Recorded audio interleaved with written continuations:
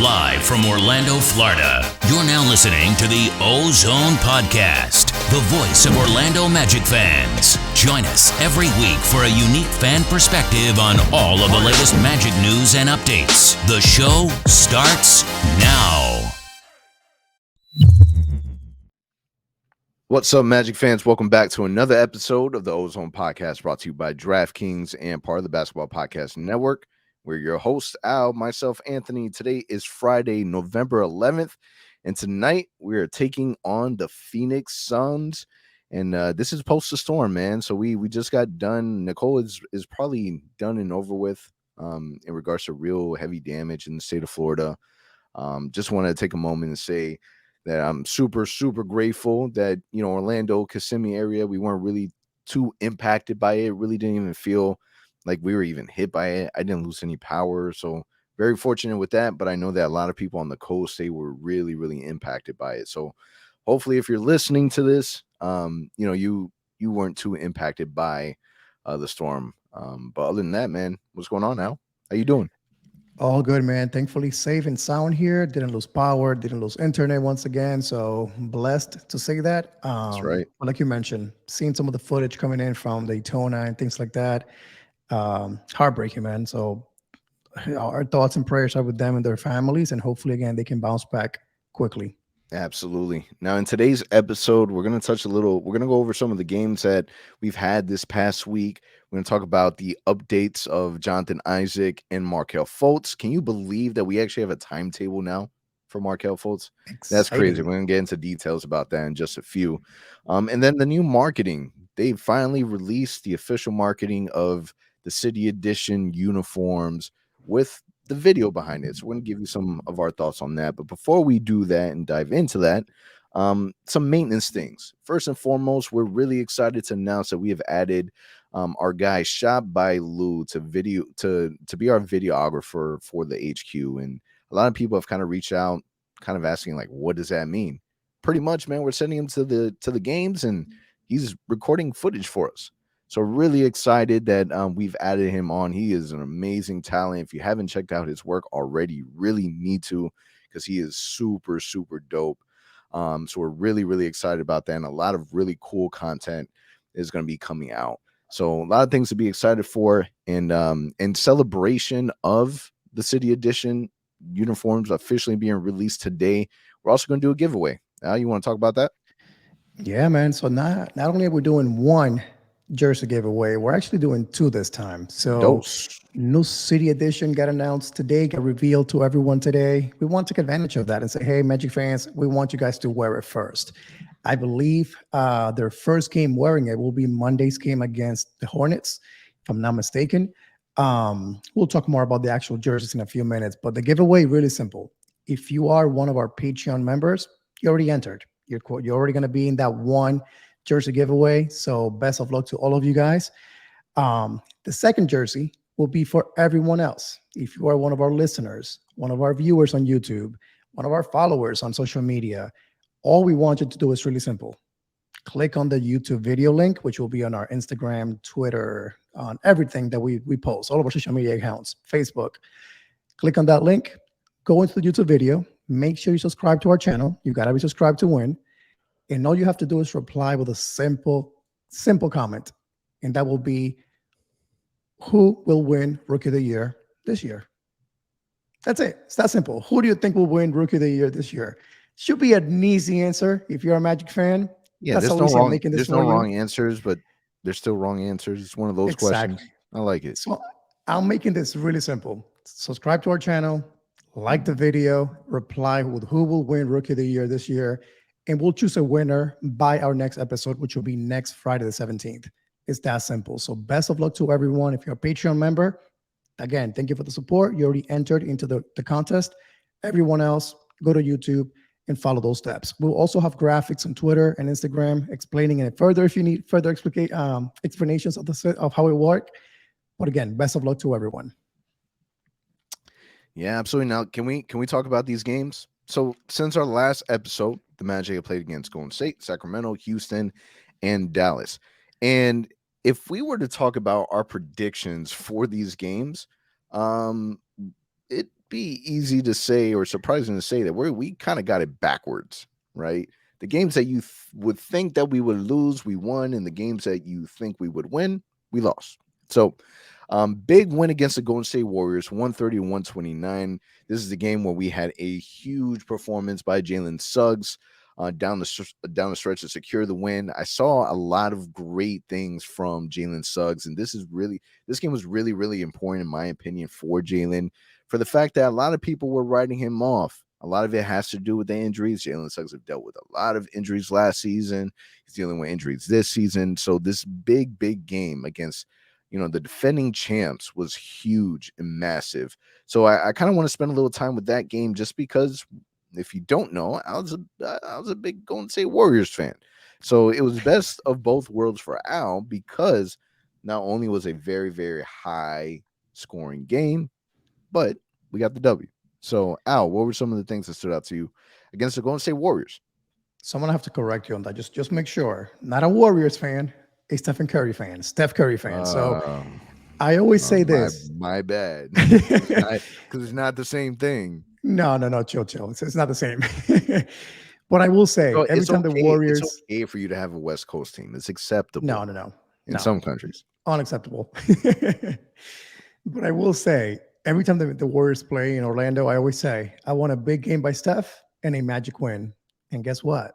That happened. So Steph dropped what's the 40 points he dropped in that game, put on a show, but then the Magic found a way to battle back and win the game when it mattered most. To your point, Jalen Suggs, incredible down the stretch, hit two major three-pointers.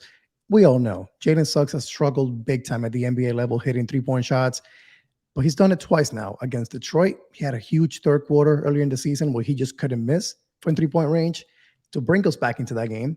And now down the stretch against the Warriors, he found a way to just, again, hit every big bucket down the stretch to help us win this game. So you love to see the energy. You love to see Suggs kind of just battle against that mental hurdle of his shooting struggles early in his career. But most importantly, the Magic fan base got another win at home against a really, really competitive team. So that's all I can say, man. Impressive showing from Jalen Suggs and the Magic. But to your point, probably a game that we had thought we're not going to win that one, and yet we found a way to win it. One of the things I love about the game is that, one, you're surprising people, right? Because we're not the favorites to win it. So one of my biggest things for this season was really changing the way that people view the Orlando Magic, changing the way that people see that not only are we a young team, but we're competing. So all these games that we're playing in, one of the most consistent factors is the fact that we're not getting our ass beat. We're in there. I think they were talking about it on the broadcast that we're leading the NBA in most clutch games. Like we've been either winning or losing by a very, very small margin. So it's again, it's a different vibe that you're getting from the Orlando Magic. Even Draymond Green is a player that we know is vocal and likes to talk all types of smack. And how many times has he talked bad about the Orlando Magic the last few years, right? After this game, it was a different tone. So we know, and this is something that was talked about before, that the Golden State Warriors have struggled to win games at Amway. They haven't won a game at Amway since 2017, right? Yep. More or less around that time frame. So that continued, right, with this win. But the things that Draymond Green was saying is what really stood out to me, that, this team is different now, that they're not getting beat by a lot. If you watch them, a lot of it has to do with Paolo Banchero. But out of all the teams that he's played against with the Orlando Magic for at least the last decade, in his opinion, this is by far the most confident Orlando Magic team that he's played with, which kind of contradicts a little bit because we beat you every single time at home. But the fact that there's a compliment coming out, no matter that it's coming from Draymond Green, no matter what is being said, is that now it's not Orlando Magic, the laughingstock team. It's the Orlando Magic. Man, you guys really need to come prepared when you come down to Orlando, because them boys down there can compete. And I think that that's the biggest factor, is little by little, team by team, we're going to start earning that respect. And if there's one thing that I can honestly say that I wanted for more than anything, not talking about record, not talking about playing tournament. If there's one thing that I've always wanted this team to get back to, is being able to have that respect factor. And I think that, that was a pillar of a game for us to be able to initiate that. Yeah, I mean, anytime you beat the defending champ, it's always going to be a huge win at home. And then you have one of their best players again coming out and saying it like, hey, this team, something special is happening. He's already been talking so well about Paulo also throughout the Yep. offseason. So you add that to what he said about Paulo. I mean, it's all adding up. If you're taking notes, you can kind of see that this blueprint in Orlando, it's going to lead to something special at some point. It may not be there yet. And we'll talk about some of those struggles here coming up, but it may not all be there yet. But you can definitely see like, hey, something special is brewing out there in Orlando with this Magic team. Yes. Now, however, following those games, Sacramento and Houston, 2 games that we really, on paper, we should have won, right? Really, Without a really doubt. tough game against Sacramento. This was the game that De'Aaron Fox had, a really clutch shot at the end. We blew a 20-point lead in that game, but it was a very, very competitive game. Towards the end, but in the beginning, the Magic came out and we started playing really, really good basketball. Like we were punching them down every chance that we get. And, from the streams that I've been utilizing to be able to watch these games, a lot of these streams, they're not coming from, the Orlando Magic broadcast. They're coming from the broadcast from the other team. And listening to Golden State, Sacramento, Houston, Dallas, hearing these broadcasts, their tone is also changing. They don't say anything bad about the Orlando Magic. What they're saying is, man, that kid Paolo is gifted. Man, look at Bobo. Man, this team is starting to get it together. But when it comes to Sacramento and Houston, these 2 losses, what were some things that stood out to you with those games? I mean, extremely, extremely disappointing, especially being at home. You beat the Warriors and you come back, Sacramento. You play that first half. It was immaculate. Like they played an amazing, amazing first half, leading by 18, I believe. You go ahead and increase that to 20 in the third quarter, and then everything just collapsed. That third quarter was absolutely horrible. The Magic could not make it right.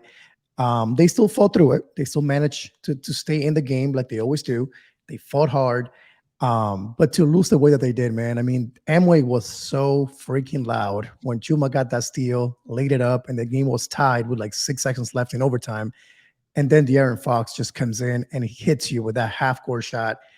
Nobody, and I can tell you, nobody in the arena expected that shot to go in. We were all ready to go into second overtime, and then that happened. So a gut punch for sure for Magic fans. And then Monday, you think Houston again, Jabari versus Paolo, which, by the way, Paolo dominated that matchup, and we'll talk about that in a little while. But again, just a game that you feel like, hey, we're going to win this game. We didn't play well at all, though. Houston just simply made every single three-point shot. It feels like they just couldn't miss. I think they hit 22, 24 three-pointers in that game. And talking about some of the issues I'm having so far with the Magic early on is defending the three-point line. Like Houston was open all night long for three-point range, despite them hitting them consistently. I just couldn't understand that. But a really painful loss, again, coming off a win against the Warriors, a tough loss against the Kings. You follow it up with one of the worst teams in the NBA, and you blow that one too. So really, really rough to kind of swallow that pill after a really good win against the Warriors. It's tough because you look at these games, and with the win of Golden State and Dallas, the Magic should really be on a 4-game winning streak. Both games extremely winnable. Sacramento was a fun game to watch, mainly for, so kind of going through the stats. Paolo drops 33, Franz 31, Wendell 17. Bobo had a solid 23-point game, 7 rebounds, 2 assists. And this is him shooting 10 from 11. This is like him playing 37 minutes in this game, but he shot 10 from 11. These aren't all just shots in the paint. We're talking about 3-point shots. We're talking about fadeaways, mid-range. We're talking about crossovers. Like he was really scoring from different magnitudes of things that he was grabbing from his bag. So it was awesome to see, because it's a reminder that, all right, this isn't just like a one-time deal, 2-time deal. Like we're starting to see like really great consistent play from Bobo. And I think that his style of play is what changes that outlook of the way that we're viewing this team. now could we confidently say that Bobo, or let me ask you, would you confidently say that Bobo is now part of our court? I don't think he's 100% there yet, but he is definitely playing in a way that it's going to be hard to keep him off the court. And at his age, with his potential, you got to add him to that list of players that can be a part of this core going forward. Yeah, during this game, we also saw DMPs for Caleb Houston and Mo Bamba. During the stretch, we also saw DMPs for, RJ Hampton. We're going to talk a little bit more about that in a few minutes. But what I'm starting to feel, or what it's feeling like, obviously injury is a big reason for these things, because every game is a little different. We're looking at different rotations. It looks as if coach is still trying to figure out the lineups. What are your thoughts on Coach Mose so early? There's a lot of things that people are really not liking, are liking. There's a lot of not liking than there is of liking. And we were going to talk a little bit about it in a few, but I'll just bring it up right now. But according to Vegas odds, Mosley is the favorite for the next coach to be fired. Do you even agree with that sentiment? Is coach really doing that bad of a job to where Vegas is already thinking, hey, I'm going to put my money on this guy being fired next? So I got to say, completely disagree with that statement. There are some things that I'm not liking that Coach Mose has done so far. But at the same time, I think if that were to happen, if the Magic were to fire Coach Mosley tomorrow, do you think he's gotten a fair chance? This team has never been healthy since he took over last year, especially J.I., Markelle, Cole Anthony, Jalen Suggs. Those key guys have been out for long periods of time. So how could you really assess this guy? You really don't know what you have in him as a coach, because we haven't had a competitive team to go put out there that's fully healthy. When they somewhat did, they played amazing, which that was after the All-Star break last season. And even this year, we're down, 5 rotation guys, 7 rotation guys yesterday, and we're still competing and beating a team like the Dallas Mavericks. So as much as I would like to say, I may agree with those guys, because some of the things that I'm seeing, like the rotations he's using, the schemes that he's throwing out there on the defensive and offensive end, I can't agree with that. He hasn't gotten a fair chance to coach this team, shows what he's got. So no, I do not agree one bit with that statement by either Magic fans on Twitter or what Vegas is saying. Yeah, listen, Coach Mose isn't perfect. He's still a new head coach. It's going to take him time to figure it out. I absolutely hate the fact that we're playing zone defense. I don't like that at all. I wish we would just stop. But that's it's going to take him a minute to figure that out. He's committed to it, and I don't expect nothing less. Who knows? Maybe the reason why he's doing it is because he's waiting for more players to get back in from their injuries, and that way he's able to do something else. I'm hoping that the zone defense is more of a band-aid more so than anything. So for those that are kind of already taking their picks and axes, like, kind of chill out a little bit. Like, I'm not happy with some of the decision that he has made either. But honestly, if we're looking at teams in the NBA that have been missing 5 to 7 players, it's really hard for them to be successful. At the same time, there's going to be a point where I don't feel like the Magic should be playing 10 to 12 players. Like, you're going to need to have that strict rotation. And I think that once the cavalry comes back in, we'll start to see things a little more differently. Now, that Houston game, we did see that Paolo kind of tweaked his ankle a little bit, which kind of caused him to miss the game against Dallas. This is a game that you're going against Luka. The last time we played him, it wasn't that great of a showing. So a lot of people were a little worried about that game. But no Paolo, no problem. Franz Wagner was a player that played really, really well in that game. Chuma did a lot of good things in defending Luka. And the Magic were able to get a win out of it. What stood out to you about that Dallas game? The main thing was defense. I mean, you hold Dallas, which, by the way, is the best scoring team in the NBA up until yesterday, to 87 points. That, to me, was really, really impressive. And they really did it the way the Magic were shutting down teams last year, as a unit, as a team. Most of the game early on, you saw the switch on defense, where everybody was just switching, right? If you get a pick and roll, now Wendell's guarding Luka, or pick and roll, now Bol is guarding Luka. Well, guess what? Late in the third into the fourth, the Magic stopped doing that. They are putting Chuma fighting over every screen possible, getting in front of Luka, and that made the world of a difference in the game. He did an amazing job just making him uncomfortable. You're not going to stop Luka. The guy is way too talented, but they made him really uncomfortable out there. So really, really impressive. And I mean, Franz, what else can you say? This kid has been doing an amazing job as of late. He hit that patented Dirk Nowitzki little fadeaway, one-legged shot. I mean, impressive against the Mavs. Perfectly timed to put the game away. So, I mean, you can't say enough good things about the team yesterday. Impressive showing. We just got to see that more consistently, man. Enjoy the win, but let's make that happen a little more often here in the upcoming week. Yeah, we went 6 games straight, scoring above 100. And this was the first game that, offensively we struggled a little bit, capped off at that 94 mark.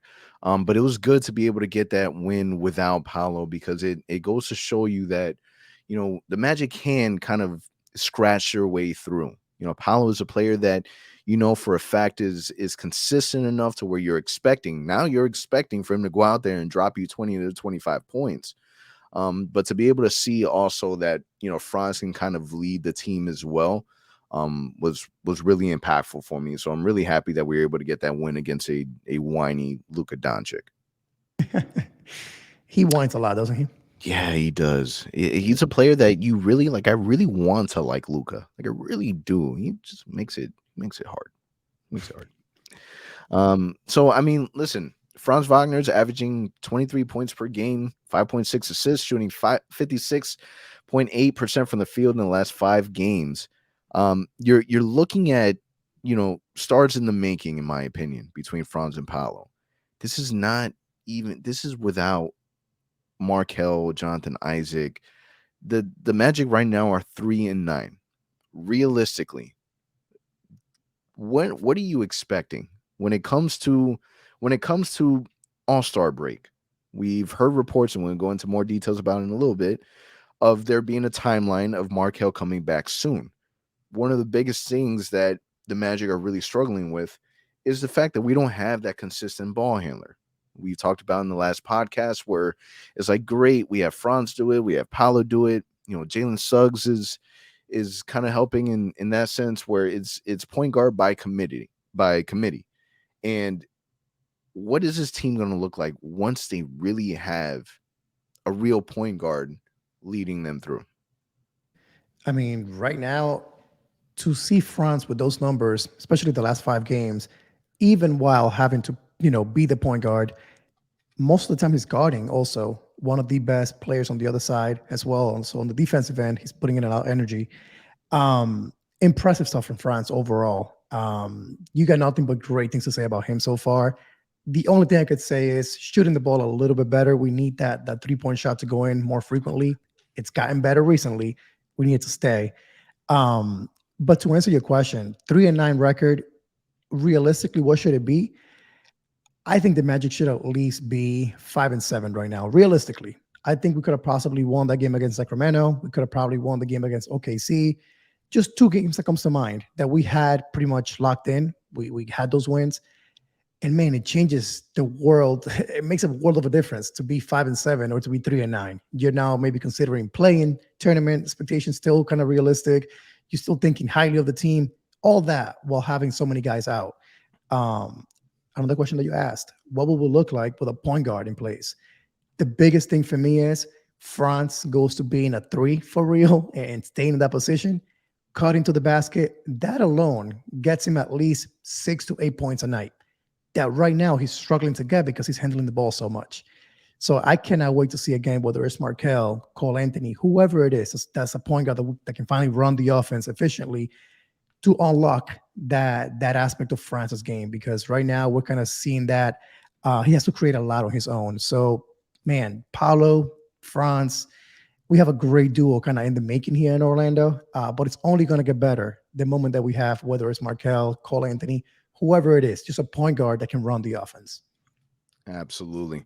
Now, kind of transitioning into the big announcement from the Orlando Magic today, where they finally released their City Edition uniforms.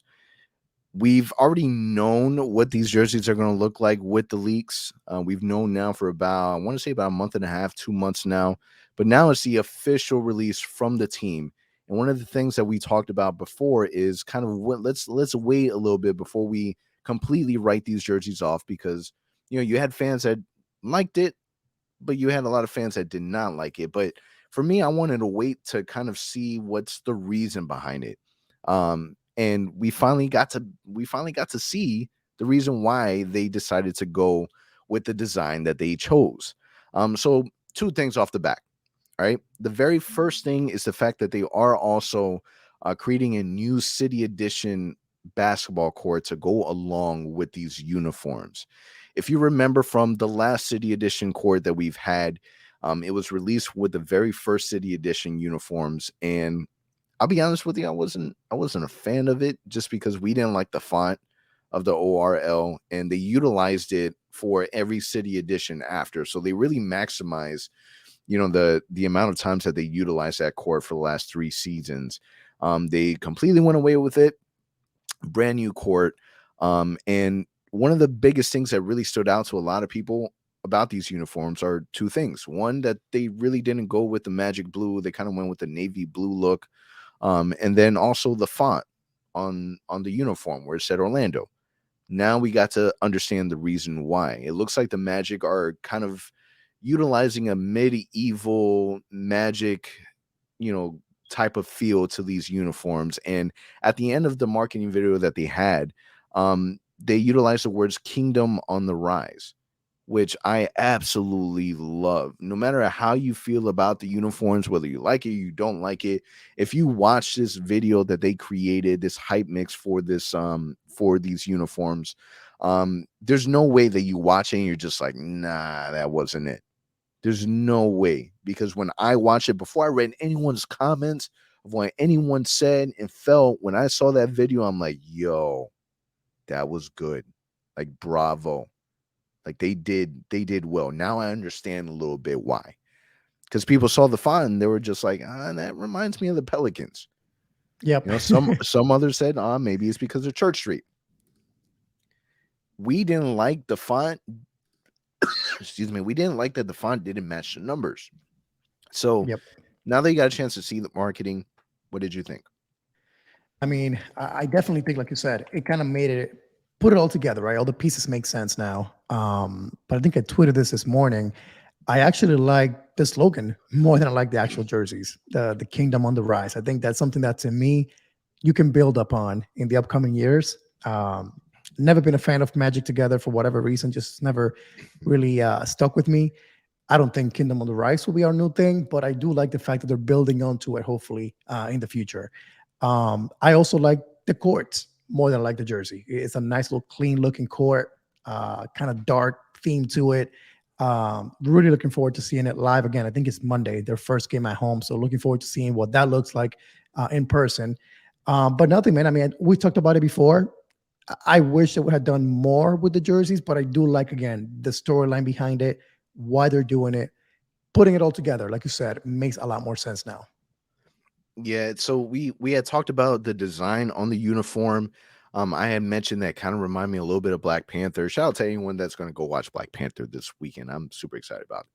But on the uniforms, there was kind of like this crisscross look on it, and I really didn't know what that was, but I thought it was different. It was a different design. It was a light line of the pinstripes.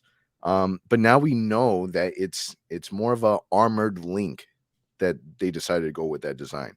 It's also a design that they're utilizing for the paint on the on the city edition courts. So unique concept, man. The Magic transition from space uniforms to oranges. Now they're going medieval, which I am not mad at all. Yeah, we want it different. We're getting different. We're getting different. Be careful what you ask for. If you don't like it, it's your fault. Now let's kind of transition to RJ Hampton real quick. RJ Hampton is not getting more minutes. You would think that, without Cole Anthony, without Markelle Fultz, with an in and out Jalen Suggs, you would think that this is an opportunity for him to, play basketball.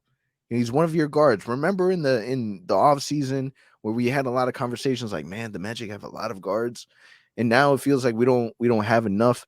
You have moments where Kevon Harris is playing way more minutes than RJ Hampton got some DMPs. Like, what is going on? What is going on with RJ Hampton?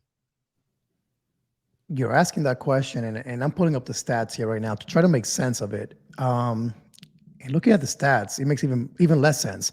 So 10 games played so far, 15 minutes a night average, shooting it well, 48% from the field, 50% from three-point range, 92% free throw line, 1.8 rebounds, 1.3 assists, 6.4 points. But a key stat to me is only one turnover per game.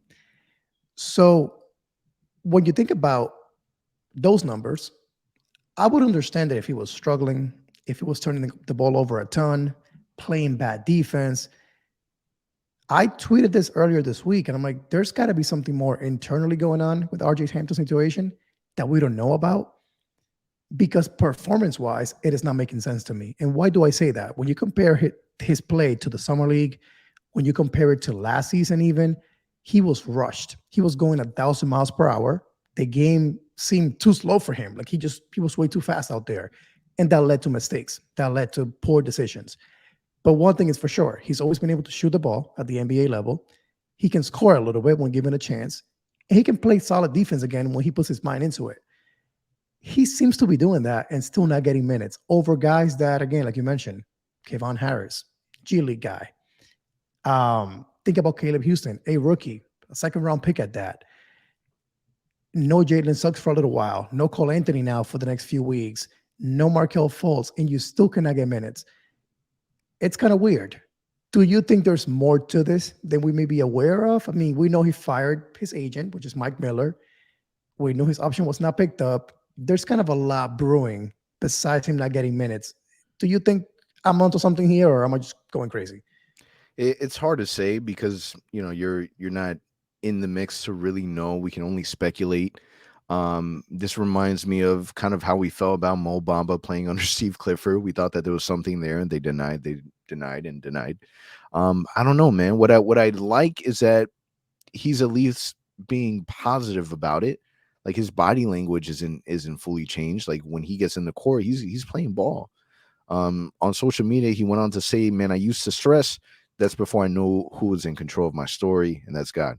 Take all the weight off your shoulders and have faith in him forever protected." So this leads me to believe that it's he's just gonna go with it, man. He's gonna do the best that he can. He's gonna be a professional.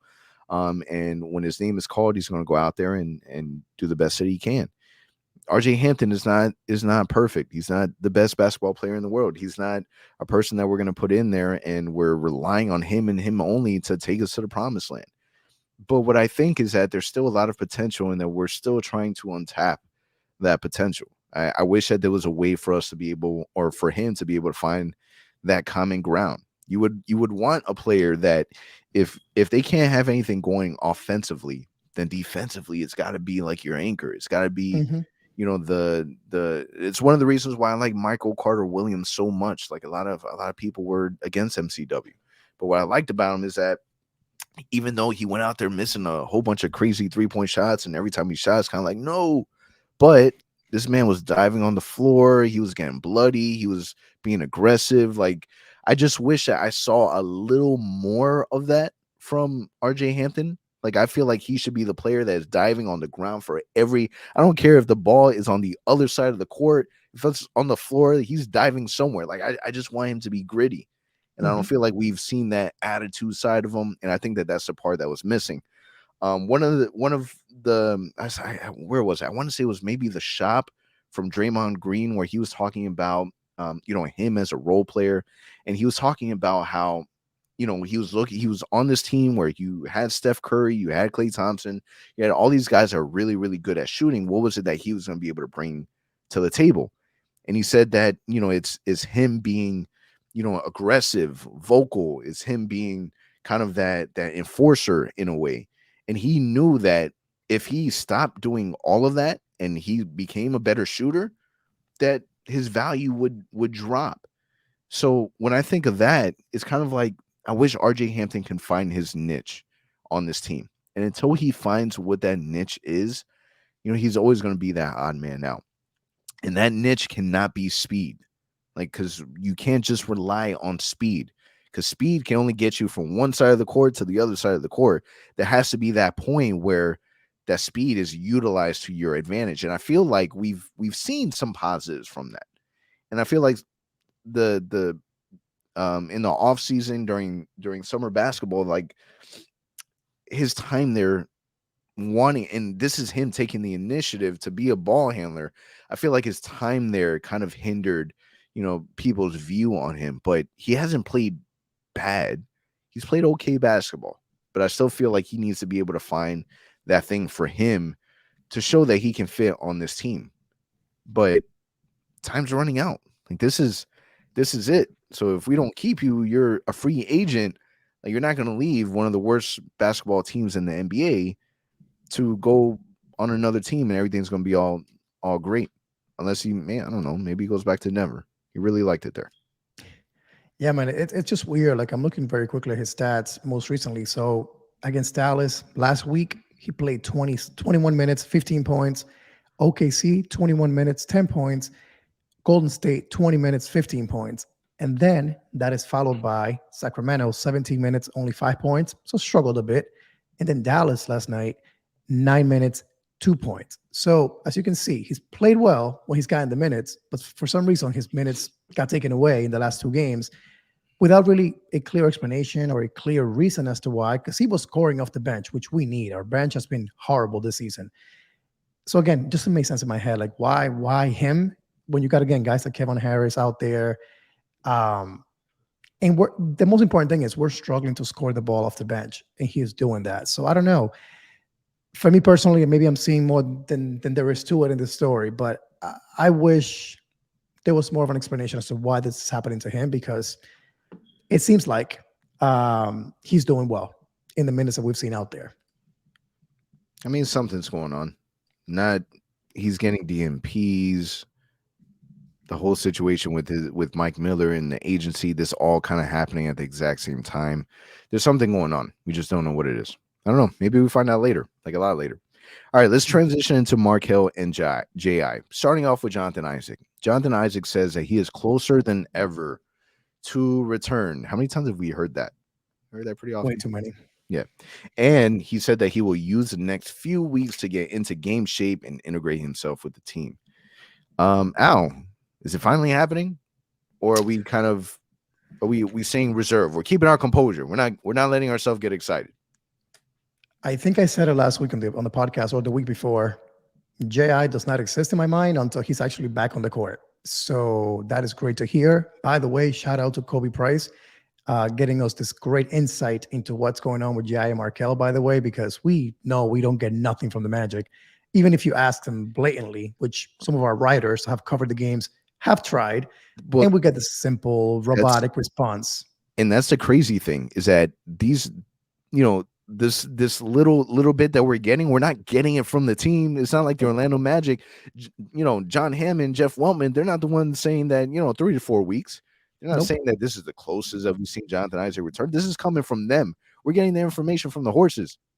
Exactly. So even though it is J.I. saying these things, again, in my mind, he doesn't exist. I will only believe it once he gets introduced to the crowd, similar to Markelle last year. The crowd stands up and he's back. At that moment, it will hit me.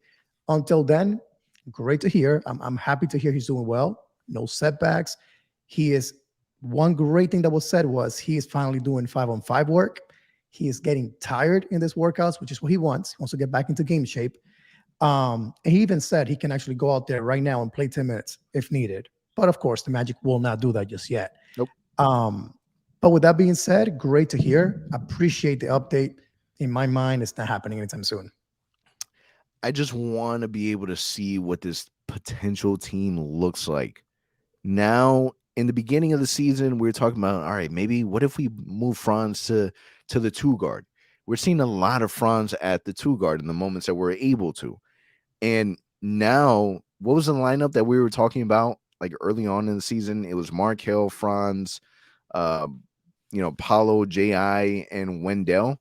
Mhm. That's a realistic lineup now. Like It before, we're is. just kind of like, how cool would that be? Now it's a realistic lineup. That's definitely happening. But I want to be able to see what that finally looks like, because now let's get at that point. Let's get dangerous. Let's put Franz at the point guard and put Bobo at the shooting Yep. guard, and then Paulo, then Ji, then Wendell Carter. At this point, let's keep experimenting. We're what, 3-9? What are we? Mhm. Yeah, 3-9. 3-9. Let's keep experimenting, right? See what that looks like, because what's going to start to happen is that these teams are going to start fearing the Magic size. Like, that's going to happen. It's already happening now, where you're doing pick and rolls with a 6'10" with a 6'10". You're seeing a lot of deflections. You're seeing a lot of defensive. Like, it's not perfect. We still got to figure it out. But we got trees out there. And what are they going to do when we add like another layer? And this is someone that their anchor is on the defensive end. Like, I want to see Jonathan Isaac and Bobo on the court together. I want to see what happens. Put them out there. Let's do it. Upsetting, right? Is the fact that we want to see this team out there. We want to see these guys. We're so hungry for it. And yet it's always another few weeks, another month. I'm getting close. I'm getting close. Which, by the way, go ahead and talk about Markelle Fultz so we can combine these two into one. Yeah, Markelle Fultz says he is ready to play now, but expected to return within 3 to 4 weeks. So pretty much 2 weeks ago, he got a scan on his toe, and they said that his toe hasn't fully healed. He's supposed to get another scan this week, and then hopefully it starts the process of being able to get him on the court. He says that he feels no pain whatsoever on the toe. So we kind of already knew this information. It just wasn't confirmed. Just by us being Google doctors and kind of seeing how long it takes for, something like this to heal. And then we also knew that there has to be that period of getting back into game shape. Like, at this point, we know what the process is with the front office, kind of, to an extent. With Jonathan Isaac, it's just a weird scenario. It's been a weird scenario for a while. But with Markelle Fultz, we at least know that the reason why he's not playing is not for any injuries from before, is really just from that toe injury. So now we know for a fact 3 to 4 weeks, but this is coming from Markelle. Like, Markelle is telling us 3 to 4 weeks. Orlando Magic is not saying this. Markelle is saying that. So who knows? Now we're putting a little reminder on our calendar, December 10th. So remember, December 10th, we're going to look back and we're going to say, okay, where is Markelle Fultz? Because Markelle said 3 to 4 weeks and he's still not playing. Then it's kind of like, dude, like, what more needs to happen? What are we waiting for? But you know what's exciting though? Yeah. Like, if you think about it, so we heard Cole Anthony's supposed to come back around Thanksgiving, right? Yep. That's kind of what the latest update was. Correct. J.I. said, I need a few weeks to get back in game shape. Markelle now is saying 3 to 4 weeks. By the way, these are all just kind of player stalking, right? We never really have anything official from the team. Correct. So what's exciting about this is if you give me timelines, at least as a fan, I'm like, all right, you know what, man? I can hold off. Next 3 weeks, yeah, Yeah, are gonna I be can hold rough. off. Our Yeah. schedule is really tough the next few weeks. But man, at the end of the tunnel, you're telling me I'm gonna go to games starting December featuring Cole Anthony, Markelle Fultz, J.I., and the rest of the squad. Yep. I'm good with that. But is it gonna happen? We'll find out. The great thing is that these guys want to play. We knew that they want to play. Like, we know it's not them. And listen, the last thing we want is for anyone to be rushed. And then these injured players that we got them injured, got them healthy, get sent down, they get re-injured. Like, we just don't want we don't want the repeat. We want, all right, you're active, you're ready to play, and let's stay that way. Because, all right, we've gotten to a point where we know that, all right, maybe this season isn't playoffs, right? But eventually it's gonna have to start rolling, because this is what I love about the addition of Paolo, right? Paolo is a mother effing stud, right? Now the Orlando Magic have an issue.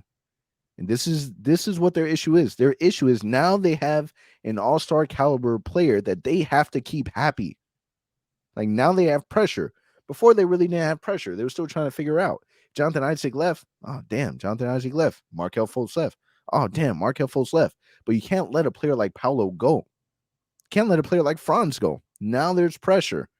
Now, okay, rookie season. But let's fast forward 3 to 4 years from now. Obviously, he's going to sign a rookie extension because nobody doesn't not sign a rookie extension, right? They're trying to get paid. But there's pressure for that. There's pressure for them to win. The Dallas Mavericks, you don't think that they have pressure with Luka Doncic? Hell yeah. You don't think that, these other, you have to form a team. You have to keep that player happy. You keep the player happy by doing two things. Keep them happy by money. Keep them happy by giving them talent so that they're able to compete and win games. A lot of things to look forward to. Markelle, Jonathan Isaac back, new uniforms, new court, a lot of things that I feel going towards the end of the year. It's going to be a lot lighter than what we've been experiencing lately. So with that said, man, the week ahead, we got Friday. We got today against Phoenix, Monday against Charlotte, Wednesday against Minnesota. Which one are you circling as the game of the week? Game of the week, Scott, I don't know. It's got to be Charlotte, I'm thinking, right? Because, again, Clifford's back once again. We want to beat him again. I don't think they'll have LaMelo healthy yet, so that should be a game that we have to win. So I'm going to go ahead and say that game is a must win for us. And I'm just hoping between Phoenix and Minnesota, we some way, somehow can be one or the other. We play well against good teams. Phoenix will be that one. Minnesota is slumping big time right now. Even though they have this amazing talent out there going on, they cannot seem to put it together. Take advantage of that and run them out of the court and come out and beat them. So I'm hoping for a 2-1 record. Let's see what happens. Yeah, Phoenix is definitely the big team of the week, but man, I'm looking forward to Minnesota. I know that Minnesota's been playing, they've been struggling a little bit, but I haven't had a chance to really see Kat and Rudy play, and the fact that they're a big team. I want to see how our big guys play against a big team. And then kind of, Anthony Edwards, I want to see that hopefully Franz matches up with him. I want to be able to see that. And I think it's going to be exciting. So Phoenix, Charlotte, Minnesota, I got us going. Yeah, I'm going to put us two out of the 3. I'm going to put a win against Phoenix just because we like playing these really, really good teams. Only if Paolo's playing. Paolo isn't playing, then I'm taking that vote back. And then a win against Minnesota. Go Phoenix and Minnesota. Okay, I'll take it. As long as we got 2 wins out of the next 3, I'll be happy. Yeah, for sure. All right. On that note, it's a wrap. Make sure that you guys look out for the giveaway information so that you guys can be entered for that. And on that note, it's a wrap. Catch you guys next week. Thank you for listening to the OZone Podcast, the voice of Magic fans. For all the latest Orlando Magic news and updates, follow us on Twitter at the OZone Pod and on Instagram at Orlando Magic HQ. Remember to subscribe and leave a 5-star review on all your favorite podcast listening platforms.